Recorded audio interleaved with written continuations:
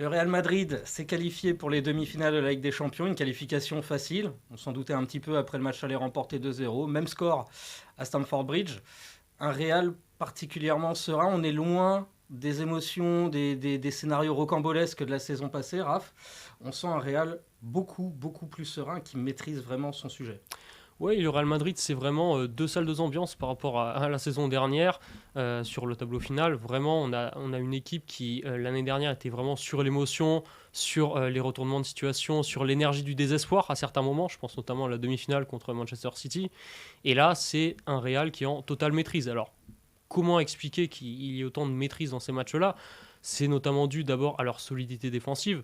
Si l'on accepte ce premier quart d'heure vraiment fou à Anfield en huitième de finale aller, où vraiment ils ont pris la marée, c'est quand même très costaud. C'est quand même très costaud, ça l'a été sur cette double confrontation face à Chelsea, même si le potentiel offensif des Blues ne laissait pas craindre énormément de choses.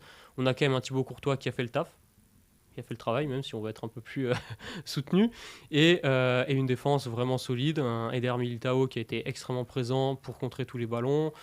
Sur les côtés, alors Eduardo Camavinga, latéral gauche, je ne suis pas encore tout à fait convaincu, mais il a fait ce qu'il a pu. Mais d'une manière générale, c'est une équipe qui tourne très bien, qui a un milieu de terrain aussi qui est extrêmement athlétique et dans lequel on remarque les anciens font de la résistance, c'est le moins qu'on puisse dire.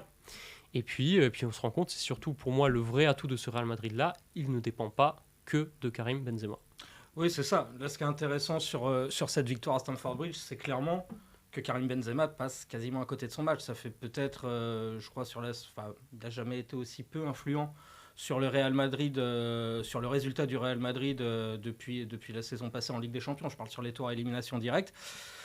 Voilà, donc on n'a pas une individualité qui porte ce Real Madrid comme ça pouvait être le cas la saison passée.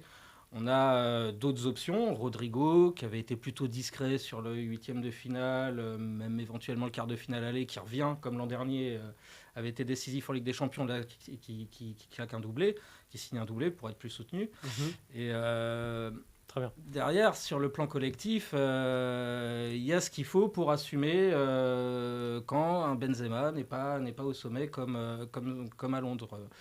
Donc réellement, il y a des éléments pour penser que ce Real Madrid est encore plus fort que la saison passée, dans le sens où il maîtrise davantage. Alors, petit bémol, c'est que Liverpool n'était pas du tout le Liverpool Mm. de ces dernières années.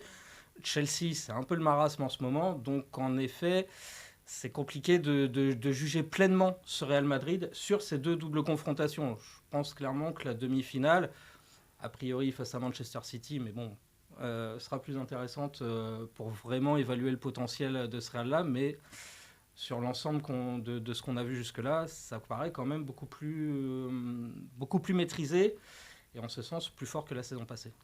Et c'est pas le même Manchester City non plus. Et pour le coup, par contre, c'est une équipe qui, à bien des égards, s'est améliorée, mais c'est un autre sujet. On verra déjà si les Citizens réussissent à se qualifier face au Bayern Munich. En tout cas, oui, on a vu un Real Madrid vraiment extrêmement solide, on l'a dit, beaucoup plus de maîtrise. On a vu aussi un Real qui était dans l'efficacité ce mardi soir, alors que la semaine dernière était davantage dans la domination, dans la démonstration de force. Donc il sait avoir différents registres et voilà, s'adapter aux situations, il n'est pas que dans la réaction comme il a été la saison dernière, il n'est pas que dans la domination à tout prix, il peut être aussi beaucoup plus pragmatique, clinique.